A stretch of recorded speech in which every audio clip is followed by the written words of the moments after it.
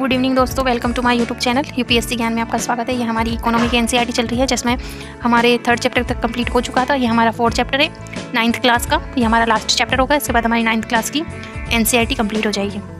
फिर हम 10th की स्टार्ट करेंगे और इसी के साथ हमारी पॉलिटी की, ज्योग्राफी की एनसीईआरटी भी चल रही है। जिसने वो नहीं देखी है तो वो भी देख लीजिएगा।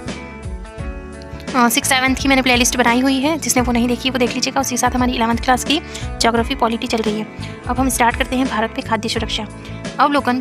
खाद्य सुरक्षा का अर्थ सभी लोगों के लिए सदैव भोजन की उपलब्धता, पहुंच और उसे प्राप्त करने का सामर्थ्य। जब भी अनाज के उत्पादन या उसके वितरण की समस्या आती है तो सहज ही निर्धन परिवार इससे अधिक प्रभावित होते हैं। खाद्य सुरक्षा सार्वजनिक वितरण प्रणाली, शासकीय सतर्कता और खाद्य सुरक्षा के खतरे की स्थिति में सरकार द्वारा की गई कार्यवाही पर निर्भर करती है। अब हमारे सामने एक क्वेश्चन आता है कि खाद्य सुरक्षा क्या है, तो हमें इस पर सोचना होगा कि क्या है। तो जीवन के लिए भोजन उतना ही आवश्यक है जितना कि सांस लेने के लिए वायु। लेकिन खाद्य सुरक्षा मात्र 2 जून की रोटी पाना नहीं है, बल्कि उससे भी अधिक है। खाद्य सुरक्षा के निम्नलिखित आयाम हैं। खाद्य उपलब्धता का तात्पर्य देश में खाद्य उत्पादन, खाद्य आयात और सरकारी अनाज भंडार में संचित पिछले वर्षों के उस स्टॉक से है। सेकंड है पहुंच का अर्थ है कि खाद्य प्रत्येक व्यक्ति को मिलता रहे। सामर्थ्य का अर्थ है कि लोगों के पास अपनी भोजन आवश्यकताओं को पूरा करने के लिए पर्याप्त और पौष्टिक भोजन खरीदने के लिए धन उपलब्ध हो। किसी देश में खाद्य सुरक्षा केवल तभी सुनिश्चित होती है जब सभी लोगों के लिए पर्याप्त खाद्य उपलब्ध हो, सभी लोगों के पास स्वीकार्य गुणवत्ता के खाद्य पदार्थ खरीदने की क्षमता हो। क्षमता मतलब उनको खरीदने के लिए उनके पास पैसे भी होने चाहिए, धन उपलब्ध मतलब खाद्य की उपलब्धता में कोई बाधा नहीं है। अब ये हमें पता चल गया कि खाद्य सुरक्षा क्या है। अब हम पढ़ते हैं कि खाद्य सुरक्षा क्यों है। समाज का अधिक गरीब वर्ग जो हर समय खाद्य असुरक्षा से ग्रस्त हो सकता है, परंतु जब देश भूकंप, सूखा, बाढ़, सुनामी, फसलों खराब होने से पैदा हुए अकाल राष्ट्रीय आपदाओं से गुजर रहा है तो निर्धनता रेखा से ऊपर के लोग भी खाद्य सुरक्षा से ग्रस्त हो सकते हैं। ठीक है। अब उसके बाद है कि किसी आपदा के समय खाद्य सुरक्षा कैसे प्रभावित होती है। तो कैसे प्रभावित होती है, जैसे कोई बाढ़ आ गई, कोई आपदा आ गई, कोई भूकंप आ गया, तो उससे कैसे प्रभावित होती है। किसी प्राकृतिक आपदा जैसे सूखे के कारण खाद्यान्न की कुल उपज में गिरावट होती है। इससे प्रभावित क्षेत्र खाद्य की कमी हो जाती है। एक हमें यहाँ बताया गया है आपदा मतलब सूखा पड़ जाना। खाद्य की कमी के कारण कीमतें बढ़ जाती है। जैसे ज़्यादा बाढ़ आ जाती है, पानी आ जाता है, तो उससे भी फसलें नष्ट हो जाती है, तो खाद्य सुरक्षा उसमें भी प्रभावित हो जाती है। खाद्य की कमी के कारण कीमतें बढ़ जाती है। कुछ लोग ऊंची कीमतों पर खाद्य पदार्थ खरीद सकते हैं। अगर यह आपदा अधिक विस्तृत क्षेत्र में आती है तो अधिक लंबे समय तक बनी रहती है, तो भूखमरी की स्थिति पैदा हो जाती है। व्यापक भूखमरी से अकाल की स्थिति बन सकती है। अकाल के दौरान बड़े पैमाने पर मौतें होती है, जो भूखमरी और विवश होकर दूषित जल, सड़े भोजन के प्रयोग, फैलने वाली महामारी एवं भूखमरी से उत्पन्न कमजोरी के रोगों से प्रति शरीर की प्रतिरोधी क्षमता में गिरावट के कारण होती है। अब हमें यहाँ पर एक जो चावल की उपज है वो बताई, हमें सारणी में टेबल में ये बताया गया है कि बंगाल प्रांत में चावल की उपज कैसी होती है, वो बताया गया है। भारत में जो सबसे भयानक अकाल पड़ा था वो 1943 का बंगाल का अकाल था। इस अकाल में भारत के बंगाल प्रांत में 30 लाख लोग मारे गए थे। भारत में बंगाल जैसा अकाल पुनः कभी नहीं पड़ा, लेकिन ये चिंता का विषय है कि आज भी उड़ीसा में कालाहांडी तथा काशीपुर जैसे स्थान है जहां अकाल जैसी दशाएं अनेक वर्षों से बनी हुई हैं और ऐसी भी सूचना मिली है वहां भूख के कारण कुछ लोगों की मृत्यु भी हुई है। हाल के कुछ वर्षों में राजस्थान के 12 जिले में, झारखंड के पलामू जिले में, अन्य सुदूरवर्ती क्षेत्रों में भूख के कारण लोगों की मृत्यु की सूचना मिली है। किसी भी देश में खाद्य सुरक्षा आवश्यक होती है ताकि सदैव खाद्य की उपलब्धता बनी रहे। नेक्स्ट हेडिंग है हमारी खाद्य असुरक्षित कौन है।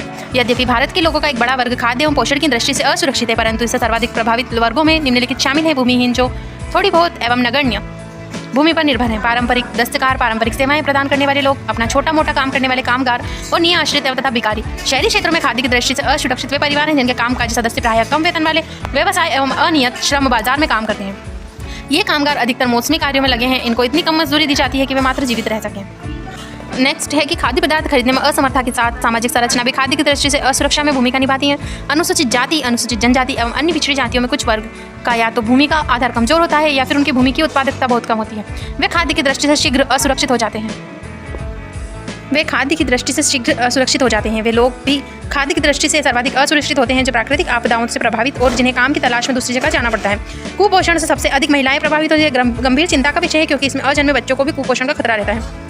खाद्य असुरक्षा से ग्रस्त आबादी का एक बड़ा गर्भवती तथा दूध पिला रही महिलाएं 5 वर्ष से कम उम्र के बच्चों का है। देश के कुछ क्षेत्र जैसे आर्थिक रूप से पिछड़े, जहां राज्य गरीबी अधिक है, आदिवासी और सुदूर क्षेत्र प्राकृतिक आपदाओं के बार प्रभावित होने वाले क्षेत्र में खाद्य की दृष्टि से असुरक्षित लोगों की संख्या आनुपातिक रूप से बहुत अधिक है। वास्तव में उत्तर प्रदेश, बिहार, झारखंड, उड़ीसा, पश्चिम बंगाल, छत्तीसगढ़, मध्य प्रदेश और महाराष्ट्र के कुछ भागों में खाद्य की दृष्टि से असुरक्षित लोगों की सर्वाधिक संख्या है। भूखमरी खाद्य की दृष्टि से असुरक्षा को इंगित करने वाला दूसरा पहलू है।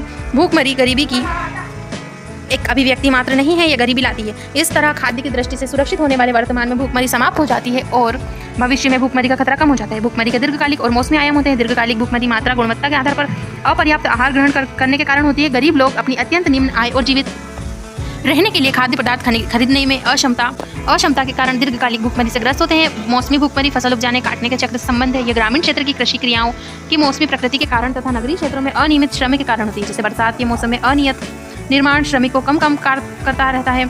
इस तरह की भूखमरी तब होती है जब कोई व्यक्ति पूरे वर्ष काम पाने में असक्षम। अब यहाँ पर हमें भारत के कुछ भूखमरी से ग्रस्त परिवारों का प्रतिशत दिया हुआ है सारणी में, जहाँ पर प्रकार बताए गए हैं मौसमी, दीर्घकालिक और कुल बताए गए हैं ग्रामीण और शहरी क्षेत्र के। वर्ष भी बताए गए हैं यहाँ पर 1983 से 2000 तक। अब यहाँ पर एक हमें टॉपिक दिया गया है कि स्वतंत्रता के बाद खाद्यान्नों में आत्मनिर्भर होना भारत का क्या लक्ष्य रहा है। तो भारत का लक्ष्य रहा है वो हमें देखना है इसमें कि तत्कालिक प्रधानमंत्री इंदिरा गांधी ने जुलाई 1968 में गेहूं क्रांति चलाई। उसी का स्वतंत्रता के पश्चात भारतीय नीति निर्माताओं ने खाद्यान्न में आत्मनिर्भरता प्राप्त करने के लिए सभी उपाय किए। भारत ने कृषि में एक नई रणनीति अपनाई जिसकी परिणति हरित क्रांति में हुई, विशेषकर गेहूँ एवं चावल उत्पादन में। तत्कालीन प्रधानमंत्री इंदिरा गांधी ने जुलाई 1968 में गेहूँ क्रांति शीर्षक से एक विशेष डाक टिकट जारी किया। कृषि के क्षेत्र में हरित क्रांति को प्रभावशाली प्रगति से आधिकारिक रूप से दर्ज किया।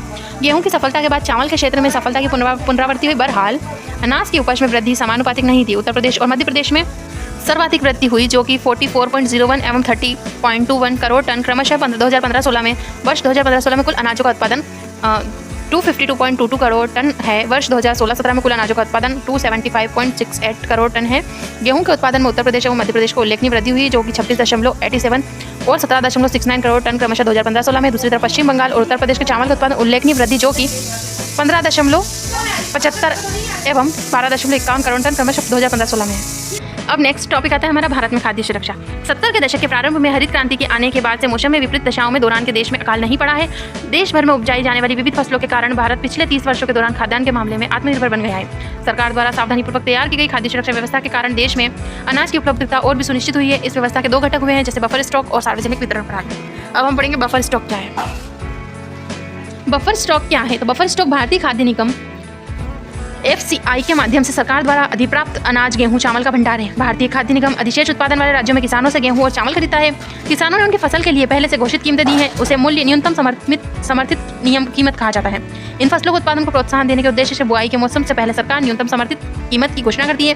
खरीदे हुए अनाज को खाद्य भंडारों में रखे जाते हैं। क्या आप जानते हैं कि सरकार बफर स्टॉक क्यों बनाती है? ऐसा कमी वाले क्षेत्रों में और समाज के गरीब वर्गों में बाजार कीमत से कम कीमत पर अनाज के वितरण के लिए किया जाता है। इस कीमत को निर्गम कीमत भी कहते हैं। यह खराब मौसम में या फिर आपदा काल में अनाज की कमी की समस्या हल करने में भी मदद करता है। ये होता है बफर स्टॉक। उसके बाद है सार्वजनिक वितरण प्रणाली। भारतीय खाद्य निगम द्वारा अधिप्राप्त अनाज को सरकार विनियमित राशन दुकानों पर के माध्यम से समाज के गरीब वर्गों में वितरित करती है। इस सार्वजनिक वितरण प्रणाली PDS कहते हैं। अब अधिकांश क्षेत्रों, गांव, कस्बों, शहरों में राशन की दुकानें होती है। देश भर में लगभग 5.5 लाख राशन की दुकानें हैं। राशन की दुकानों में जिन्हें उचित दर वाली दुकानें कहा जाता है। चीनी, खाद्यान्न और खाना पकाने के लिए मिट्टी के तेल का भंडार होता है। ये सब बाजार कीमत से कम कीमत पर लोगों को बेचा जाता है। राशन कार्ड रखने वाले कोई भी परिवार प्रति माह इनकी एक अनुबंधित मात्रा मतलब 35 किलो अनाज, 5 लीटर मिट्टी का तेल, 5 किलोग्राम चीनी आदि निकटवर्ती राशन की दुकान से खरीद सकता है। ये जो हमें आंकड़े दिए गए हैं ये पहले के हैं। अब हमें ऐसा कुछ अब नहीं है। यहाँ 35 किलोग्राम अनाज नहीं होता है, मिट्टी का तेल भी नहीं मिलता है।